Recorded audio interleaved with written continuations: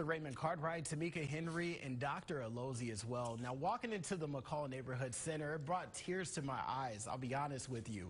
Never I knew about the impact that was made here by African Americans. And speaking about impact, now we're going to discuss some topics to the panel that they would like to talk about. And Tamika, I'm going to start with you. I believe that every race has heard something about this, but what bothers you most about microaggressions? I think what bothers me the most is the assumptions that people make of me because I'm black, or comments that are made to me. For example, people have made comments of how well I speak, or make comments about what my hair looks like, or just comments to make me feel very uncomfortable with being in my own skin.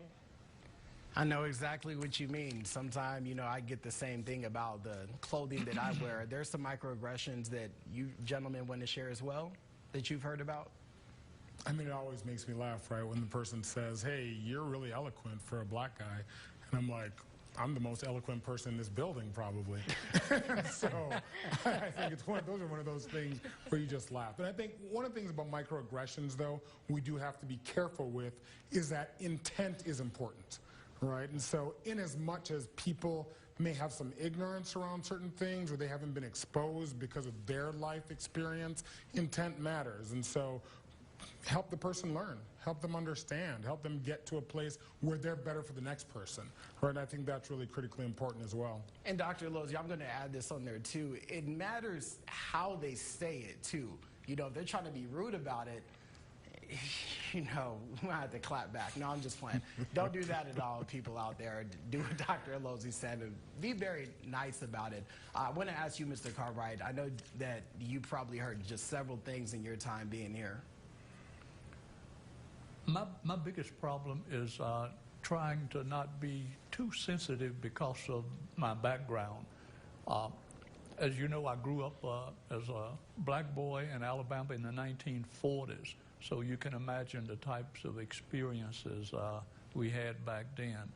So I try to see things as they are rather than what I'd like for them to be, but I still don't want to get too over-aggressive about it and assume every little slight is, racially motivated. And to be honest, too, when people are throwing out these microaggressions, for the most part, I don't think that they're really thinking about it. I think it's just something that's in their head. They're just speaking out about it. And it could be about anything. It just doesn't have to be African Americans. It could be Hispanic people. It could be gay people. It could be just anybody, to be honest. But I do appreciate the panel speaking about that.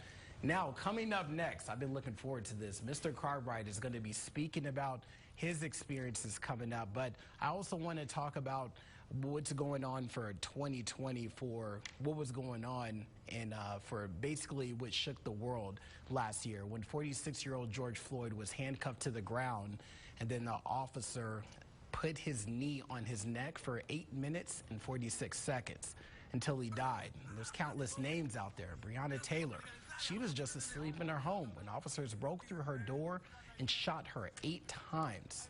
Just really think about that, 8 times.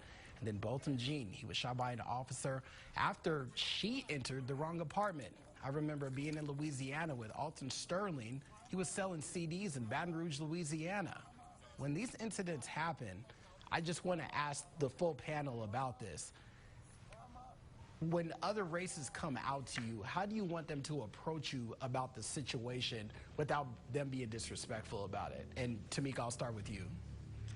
I think really just recognizing and acknowledging the situation for what it is, for what we can see.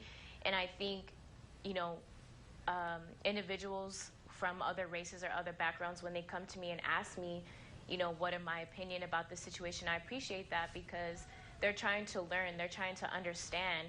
And you learn so much when you speak to someone on an issue that they might be experiencing as well. So I think just, trying to make that connection, trying to understand, and think about ways that we can move forward and do better as a community.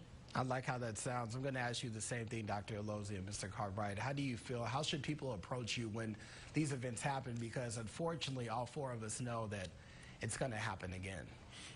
I want the other races to be honest and not try to give me an answer, well, oh, that doesn't exist anymore. You are tied up in the past, or that's in the old days. We all know that all of us have some bias, and even we blacks have a bias. So I hate for someone to tell me I don't have a prejudiced bone in my body. And when I hear those words, that's like a dog whistle, and it's letting me know I better be careful with that particular person. Dr. Elozy? Yeah, I think it's all about representation. Right, I said it in the beginning, you can't have a conversation about us without us, and that's whether you're Hispanic, African American, Asian, LGBTQ, whatever the case may be, and I think that's the important thing. And so wherever you are in an educational setting, a corporate setting, in a community setting, it's critically important that you have a seat at the table. And so the organizations that pay lip service to it and only think about it in February, those aren't the organizations that you need to be engaged in. I mean, I think it's great that we're having this conversation, but don't remember me only in February. Remember me in June. Remember me in November. Remember us across the course of the year and everybody else that needs to have a seat at the table. And I think that's the key, right? If we can get to a point where we're consistently having this dialogue, and the dialogue is honest, transparent, and open, then I think we'll move forward. But again, we understand that the world is what the world is. It's not fair, and we have to keep on striving to make it better for not just ourselves, but our children and the generations to come. I completely agree with you, because I believe just education is important. Before you have one of these conversations with a black person, African American person, just educate yourself before you actually start that dialogue, because it really helps out in terms of us having that conversation with you if somebody is prepared to have it. Well, thank you guys so much. Now, in our next